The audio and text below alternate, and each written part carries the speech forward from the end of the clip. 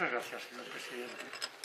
Señorías, agradezco a esta comisión su invitación a comparecer para comentar aspectos relativos a la campaña de vacunación contra la COVID-19 en España. En primer lugar, me presentaré.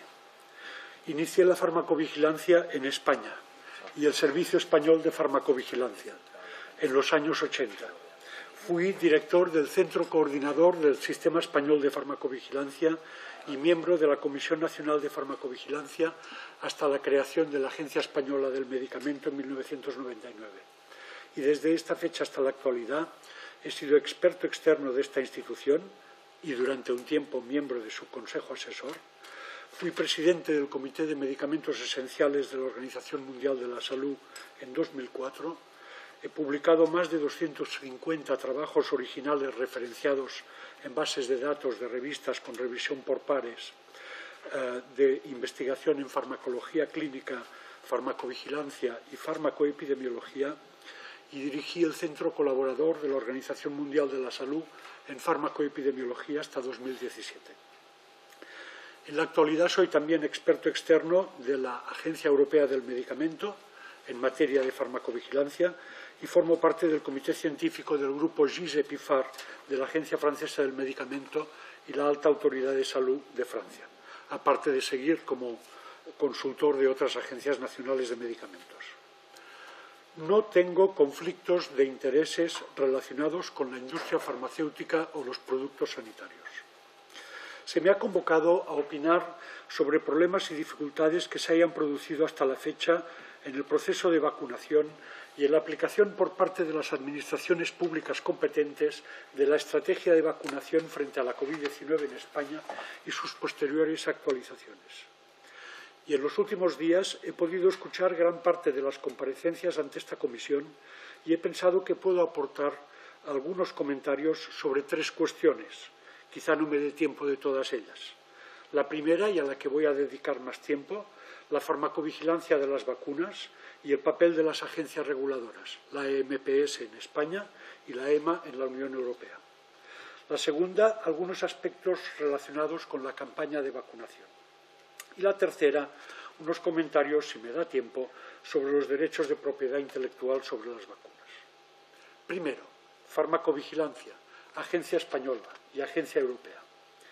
En materia de farmacovigilancia, los comparecientes en esta comisión, representantes de la Agencia Española, han descrito los complejos procedimientos y mecanismos de coordinación que han desarrollado para hacer frente a la epidemia de SARS-CoV-2. Reuniones, coordinación entre diferentes organismos de la Administración, con otros Estados miembros de la Unión Europea y con la Agencia Europea y con las comunidades autónomas. Procedimientos, pero escasos resultados si se exceptúan los relativos a la alta tasa de vacunación alcanzada, que al fin y al cabo no es más que lo que llamamos una variable instrumental, pero no una variable de resultados. El resultado es la prevención de la enfermedad y de la muerte. Análogamente, los informes de farmacovigilancia de la Agencia Española, el último, el 12º, publicado el pasado 26 de enero, informan de más de 55.000 notificaciones recibidas de efectos adversos de las vacunas hasta el 9 de enero de 2022. De estas, 375 tuvieron desenlace mortal y más de 11.000 fueron calificadas como graves. Y cito lo que el Sistema Español de Farmacovigilancia entiende como grave, entendiéndose como tal cualquier acontecimiento adverso que requiera o prolongue la hospitalización, que dé lugar a una discapacidad significativa o persistente o a una malformación congénita que ponga en peligro la vida del paciente o que resulte mortal, así como cualquier otra condición que se considere clínicamente significativa. Repito, más de 11.000 acontecimientos adversos graves después de la vacunación notificados al sistema. La publicación de estos datos puede ser vista como un ejercicio de transparencia, pero la realidad es que a falta de más detalles son difícilmente interpretables.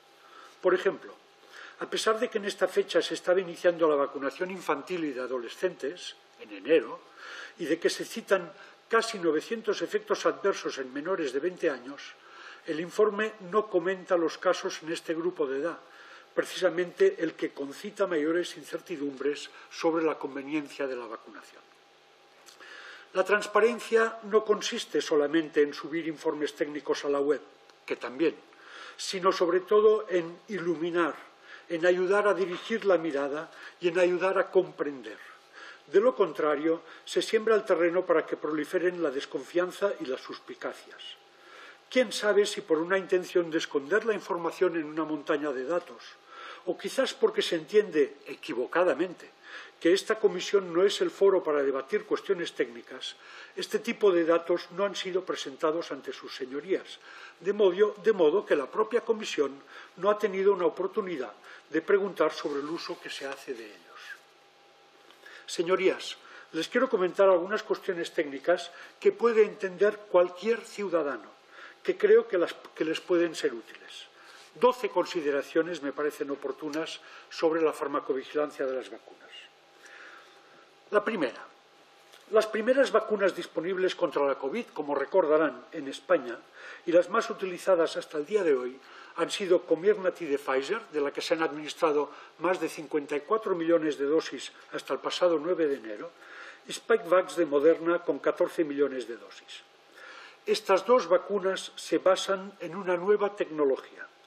Así como las vacunas tradicionales son gérmenes atenuados o porciones de ellos que estimulan el sistema inmunitario, las vacunas de ARN mensajero introducen un ácido nucleico que da instrucciones a células de la persona vacunada para que fabriquen esta proteína del virus, la llamada spike protein, que a su vez estimulará el sistema inmunitario. Conviene recordar aquí que el diccionario de la Real Academia de la Lengua Española define una vacuna como, cito, preparado de antígenos que administrado a un organismo provoca en él una respuesta de defensa. Según esta definición, las llamadas vacunas de Pfizer y Moderna no son verdaderas vacunas. Son fármacos basados en una tecnología nunca usada en terapéutica hasta ahora y menos en campañas masivas. De ahí que la vacunación masiva supuso un experimento global, y esto me parece esencial para entender lo que quiero decirles a partir de ahora, sin precedentes en la historia de la humanidad. Segunda consideración. Los resultados de los primeros ensayos clínicos sobre las vacunas de Pfizer y Moderna, publicados en diciembre de 2020, mostraron valores de eficacia preventiva de 90% o más. Parecían muy convincentes y el mundo comenzó a respirar, nunca mejor dicho, con la perspectiva de las vacunas y a suspirar también por ellas.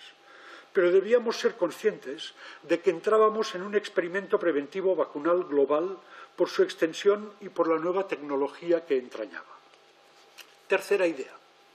Un ensayo clínico de vacunas o de cualquier medicamento da información que es preliminar, que debe ser comprobada en la práctica. Esto es la farmacoepidemiología, comprobar lo que ocurre en la práctica, que no es lo mismo que los ensayos clínicos. Por ejemplo, en el ensayo clínico sobre la vacuna de Pfizer-BNT, con más de 43.000 participantes, solo 5 de estos 43.000 eran mayores de 85 años y solo un 4% mayores de 74 años. Un ensayo clínico hecho en poblaciones que no eran las más vulnerables a la enfermedad. Sin embargo, como todos sabemos, la vacunación en España comenzó en los mayores de 80 años y la primera persona vacunada que ha sido recordada en esta comisión tenía 96 años cuando recibió la primera dosis. Una persona no representada en los ensayos clínicos sobre las vacunas. Cuarta consideración. Los ensayos clínicos de medicamentos y vacunas son diseñados, realizados e interpretados por la compañía promotora. El control de calidad de los datos recogidos también corre a cuenta del promotor. Y el control de la gestión de datos por las administraciones públicas se basa en inspecciones, que son solamente muy ocasionales. Recientemente el British Medical Journal describió irregularidades en el ensayo de Pfizer conocidas como el Pfizer Gate. El fraude es habitual, a menudo y sobre todo en la catalogación y archivo de los acontecimientos adversos. Les contaré ahora un ejemplo que estoy autorizado a contarles.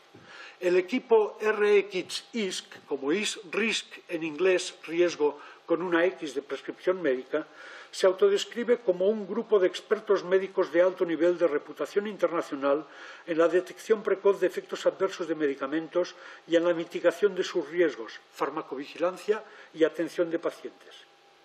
Fue constituido en 2012 y dirigido por el profesor David Healy de la Universidad McMaster de Canadá. En colaboración con XRISC, decía, hemos entrevistado y revisado hasta ahora la historia clínica de 3 participantes en ensayos clínicos, uno en el de Pfizer adultos, otro en el de Pfizer pediatría y uno en el de adultos de AstraZeneca, que han padecido de efectos adversos graves incapacitantes y que han sido literalmente desaparecidos, y uso la palabra que me recordó porque una de estas víctimas es argentina, de los informes de estos ensayos. Puedo decir que no es cierto que no se registraran acontecimientos adversos graves en los ensayos clínicos, que no se registraran. Ocurrieron, pero no fueron registrados, que es diferente. Comenzamos a tener constancia de que algunos problemas fueron escondidos debajo de la alfombra. Estos casos serán públicos dentro de unas semanas en la web de RISC, con nombres y apellidos de los pacientes y de los médicos que han revisado la historia, no con datos anónimos, para aumentar la credibilidad de los casos. Quinta consideración. En las publicaciones de los ensayos clínicos, entre ellos los de las vacunas de RNA, se ofrecen solo datos muy generales y de forma agrupada. Además del fraude, también es habitual la presentación tendenciosa de los resultados. Por ejemplo, tendenciosidad que consiste en expresar la eficacia en términos relativos y no absolutos. En el ensayo de Pfizer, por ejemplo, se registraron 162 casos de COVID-19 en el grupo placebo, comparado con 8 en el grupo vacunado, lo que supone una diferencia en términos relativos del 95%. 8 es un 5% de 160. No obstante, la realidad fue que la incidencia de PCR positiva para COVID, ni tan solo enfermedad clínica, solo PCR positiva, había sido de menos de 1% en el grupo placebo, comparado con 0,04% en el grupo vacunado, una diferencia de menos de 0,9% en términos absolutos, menos de un 1%. O tendenciosidad también consistente en ocultar determinados resultados en el artículo publicado.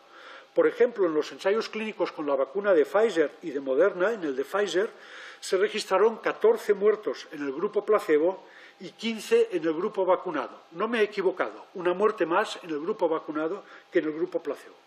En el ensayo de Moderna se registró el mismo número de muertes, 14 en cada grupo. No, señorías, los ensayos clínicos no han demostrado que las vacunas salven vidas. Quizás se habrá visto en otros estudios una tendencia a disminuir las hospitalizaciones, pero no hay lo que se llama una evidencia en términos oficiales de esta medicina mercantil que vivimos de que las vacunas salven vidas. El número de fallecimientos registrados en cada grupo de estos ensayos en los artículos publicados no fue ni tan solo mencionado en los artículos principales, si solo se podía encontrar después de revisar el material, decenas de páginas del material suplementario que se cuelga en la web. Señorías, no dispongo del tiempo necesario para aburrirles extendiéndome en otros detalles, pero les aseguro que los resultados de los ensayos clínicos promovidos por las compañías farmacéuticas deben ser considerados más bien como indicios y de ningún modo como lo que llaman evidencias. Según, una vez más, el diccionario de la Real Academia de la Lengua, es evidente lo que es cierto, claro, patente y sin la menor duda. Triste ironía que expertos y dirigentes de instituciones sanitarias sigan insistiendo en la palabra evidencias ante una enfermedad nueva y, por tanto, poco conocida, imprevisible en su evolución epidémica y en las secuelas que va a dejar. Las llamadas evidencias sobre las vacunas no tenían nada de cierto, nada de claro y sí muchas patentes de la definición de lo que es evidente. Sexta consideración. En cualquier caso, con fraude o sin él, con presentación tendenciosa de los resultados o no, los resultados obtenidos con cualquier ensayo clínico deben ser revisados en detalle por expertos en la materia, lo que requiere tiempo, sin duda, pero también, en primer lugar, transparencia. Y les voy a poner un ejemplo. Pfizer, por ejemplo, anunció que haría pública la totalidad de los resultados de su ensayo clínico principal sobre la vacuna en 2025. ¿Se lo pueden creer? Pues bien, parece que ni esta fecha era cierta. En el pasado mes de enero, a petición de varias organizaciones civiles por la transparencia, un juez federal de Estados Unidos obligó a la FDA y a Pfizer a hacer públicos estos resultados en un lapso de meses, en lugar de los 75 años que pretendía la compañía y que había pactado con Pfizer. Séptima consideración. Además de todo lo dicho, los resultados de los ensayos clínicos deben ser confirmados por la práctica, y esto requiere un muy cuidadoso seguimiento epidemiológico del experimento global de la vacunación contra la COVID-19. De ahí la necesidad de la farmacovigilancia, yo diría más, de una farmacovigilancia reforzada. Octava consideración. A pesar de los resultados aparentemente optimistas de los ensayos clínicos sobre las vacunas contra la COVID, ya en enero de 2021, hace 13 meses, teníamos 5 áreas bien identificadas de incertidumbre. Primero, ¿cuál sería la duración de la eficacia preventiva de la vacuna? Y hemos podido comprobar que al cabo de 6 meses de la segunda dosis, la eficacia disminuye en un 20 a 30%. Pero es curioso, en lugar de tomar nota de este hecho como una insuficiencia de las vacunas, los fabricantes acogieron esta noticia con subidas de su cotización en bolsa. Claro, si un producto es ineficaz o parcialmente eficaz, habrá que ir repitiendo dosis, si es posible, durante toda la vida. Esto es el sueño de cualquier vendedor de medicamentos para el colesterol, la osteoporosis o de vendedor de crecepelos. La realidad es que necesitamos mejores vacunas en términos de eficacia protectora, como ha dicho el secretario general de la OMS. La segunda duda se refería al efecto preventivo de las vacunas sobre las nuevas variantes del virus. La eficacia de las vacunas frente a la cepa delta fue inferior a su eficacia frente a la cepa alfa, y la experiencia reciente ha mostrado que las vacunas no han funcionado frente a la cepa Omicron. Y añado, a pesar de los llamamientos a la población a vacunarse cuando llegó la cepa Omicron. Por ejemplo, los datos oficiales reproducidos por el profesor Luis Carlos Silva, relativos a Cataluña, muestran que entre el 23 de diciembre pasado y el 12 de enero pasado, en plena onda Omicron, se registraron 37.000 diagnósticos de COVID por PCR en personas vacunadas y 30.000, algo menos, en personas no vacunadas. Esto no quiere decir que los vacunados tuvieran más enfermedad por Omicron. Lo que quiere decir, o lo que se puede interpretar sin duda, es que la vacuna no protegía contra la enfermedad producida por la cepa Omicron. La tercera duda o incertidumbre que existía con las vacunas se refería a si evitarían la transmisión o contagio. Y está claro que las vacunas no evitan la transmisión de la enfermedad, aunque algunos comparecientes lo han dicho con la boca pequeña, no la evitan. De modo que el pasaporte o certificado COVID carecía de base científica y además puede haber contribuido a aumentar el número de casos, puesto que daba una falsa sensación de seguridad a quienes lo obtenían.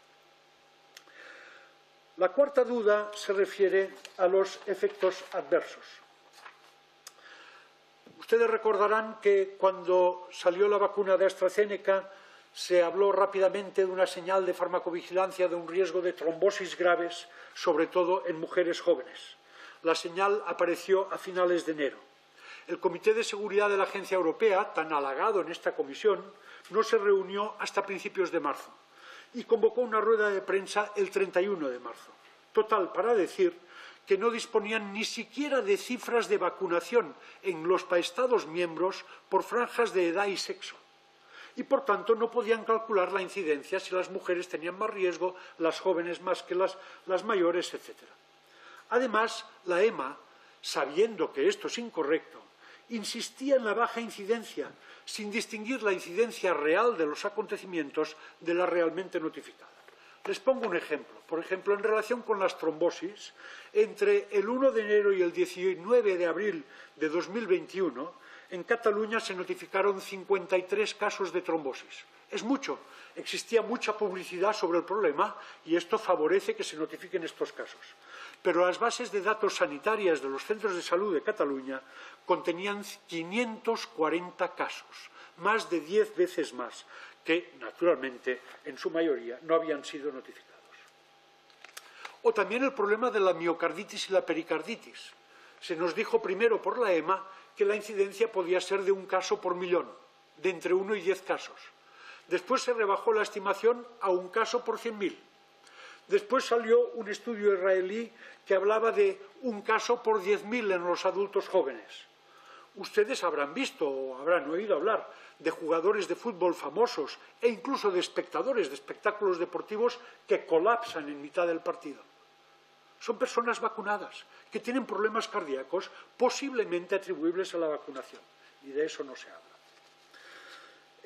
La última incertidumbre que teníamos cuando aparecieron las vacunas ha sido ampliamente debatida en esta comisión, se refiere al acceso a las vacunas a escala global. Quisiera hacer algunas reflexiones más sobre la farmacovigilancia de las vacunas. Además de lo que les he contado, el seguimiento de la seguridad de las vacunas ha puesto de manifiesto las deficiencias de la farmacovigilancia en la Unión Europea. La Agencia Europea, como les he contado, ha reaccionado tarde y de manera paquidérmica e insuficiente ante las señales de efectos indeseados que han ido surgiendo, y sus vacilaciones no han ayudado a las autoridades de los Estados miembros a orientar la campaña de vacunación según los resultados obtenidos. De hecho, cada país adoptaba una medida diferente en cuanto a su política de vacunación.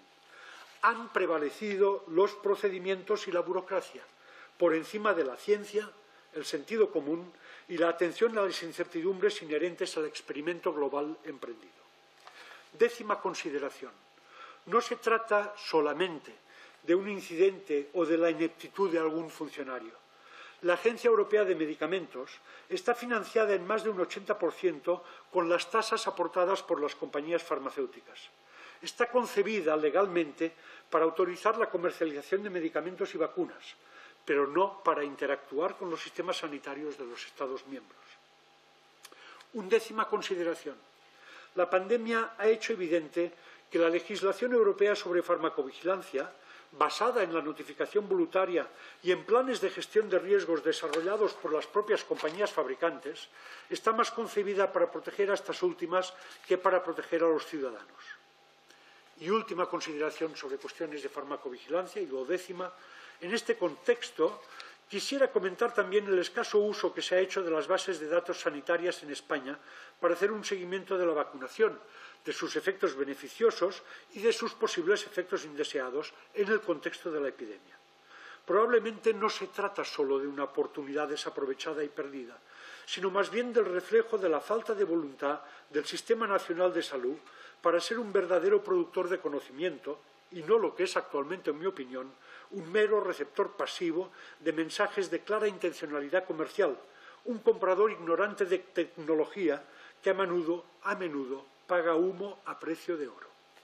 La pandemia también ha puesto en evidencia la existencia de un enorme mercado de explotación de bases de datos sanitarias para estudios epidemiológicos, canalizado por la Agencia Europea de manera no democrática, me atrevo a decir incluso colonialista, en connivencia con centros universitarios adictos a la política de la agencia.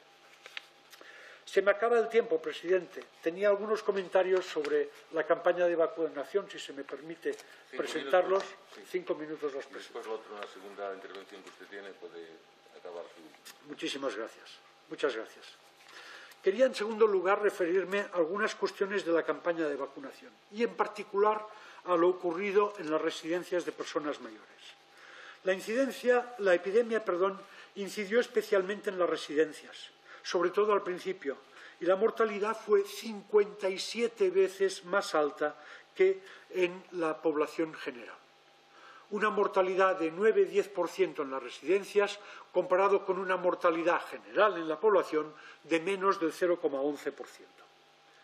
Presumimos de sistema sanitario, señorías, pero dejamos a los más vulnerables en manos de la iniciativa privada, que es la que lleva las residencias. ¿Cuáles son los factores de riesgo de morir en una residencia? Sin duda, la edad y la pluripatología, pero también la mala atención, derivada de malos contratos laborales y de una falta de regulación del mundo de las residencias y la polimedicación innecesaria, un reflejo de la mala atención médica. Una amplia variedad de fármacos que ya eran de consumo generalizado antes de la epidemia incrementan el riesgo de neumonía y la mortalidad por neumonía, de modo que al comienzo de la epidemia era de esperar que también incrementaran la mortalidad por COVID-19. Por ejemplo, hace años que se sabe que los fármacos neurolépticos o antipsicóticos duplican o incluso cuadruplican el riesgo de neumonía y la mortalidad por neumonía. En Cataluña, unas 100.000 personas mayores de 70 años los consumen de manera continuada, en la mayoría de los casos en indicaciones no autorizadas por la Agencia Española del Medicamento. Al inicio de la pandemia, de los 64.000 personas en residencias en Cataluña, 22.000 consumían estos fármacos. Muchos otros fármacos que tienen efecto depresor del sistema nervioso central también incrementan el riesgo de neumonía en 2 a 4 veces. Analgésicos opioides como el tramadol o el fentanilo, hipnóticos y sedantes como el lorazepam o el conocido Orfidal, antidepresivos como el Prozac y otros parecidos, fármacos con efecto anticolinérgico para la incontinencia urinaria de la gente mayor, gabapentina en la famosa lírica o pregabalina, los inhibidores de la bomba de protones como el omeprazol de consumo amplísimo en nuestro país también incrementan sensiblemente el riesgo de neumonía. Pues bien, en Cataluña, 3/4 partes de los mayores de 70 años consume como mínimo uno de estos fármacos. El 18 de abril de 2020, a los pocos meses del inicio de la epidemia, envié un informe sobre esta cuestión a la Agencia del Medicamento.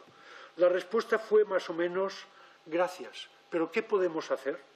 La misma agencia que tiene la función legal de delimitar las indicaciones de cada medicamento comercializado no es capaz de hacer cumplir sus reglas. Repito lo dicho anteriormente cuando hablaba de farmacovigilancia. Procedimientos, muchos procedimientos, pero sin atención a resultados y en desconexión del sistema sanitario. En los últimos meses se han publicado numerosos estudios que confirman las previsiones que hice al inicio de la epidemia. En particular, un estudio sobre la totalidad de la población de Escocia, en el que se compararon algo más de 4.000 casos de COVID mortales o ingresados en UCI, o sea, grave o mortal, con 37.000 casos no graves, concluyó que un 38%, 4 de cada 10 pacientes, señorías, de los casos graves que ingresan en UCI o que mueren hasta junio de 2020 serían atribuibles a la exposición a estos fármacos. Ustedes dirán, bueno, si los pacientes los necesitaban, pero no. Lo más preocupante, señorías, es que numerosos estudios, en nuestro país y en otros, han mostrado de manera repetida y contumaz que como mínimo un 40% de las personas expuestas a estos medicamentos los reciben sin justificación clínica alguna y fuera de las indicaciones autorizadas por la agencia. Para algunos medicamentos, de estos medicamentos, el consumo injustificado puede ser del orden de 80%. Señorías, enfermar o morir por haber tomado un fármaco innecesario es una cruel ironía. Y termino. El sistema sanitario tiene una responsabilidad evidente en esta cuestión. Este Parlamento aprobó hace unos años la desgravación de los ingresos en especies recibidos para formación por los profesionales sanitarios. Son ingresos que proceden de la industria farmacéutica, que es el principal suministrador directo e indirecto de la formación continuada en España. Me pregunto, señorías, ¿qué empresa convencional aceptaría como normal que sus trabajadores reciban regalos y dinero del principal proveedor de materias primas? Varios estudios y análisis comparativos han mostrado que España es el miembro de la Unión Europea más permisivo en materia de conflictos de intereses y relaciones opacas de profesionales sanitarios con las compañías farmacéuticas. Lo mismo ocurre con las sociedades médicas y sus expertos. Y no seré simpático en lo que les voy a decir, pero en este sentido me ha extrañado mucho que ninguno de los comparecientes representantes de corporaciones profesionales hiciera la más mínima alusión a los conflictos de intereses de la mayoría de las sociedades médicas españolas, de los miembros de sus juntas directivas y de sus grupos de trabajos. Y me ha llamado también la atención que ustedes no preguntaran por los conflictos de intereses. Lo dejo de momento aquí. Muchísimas gracias, señor presidente. Muchas gracias, señor reportero Rosselló. Pasamos ahora al turno.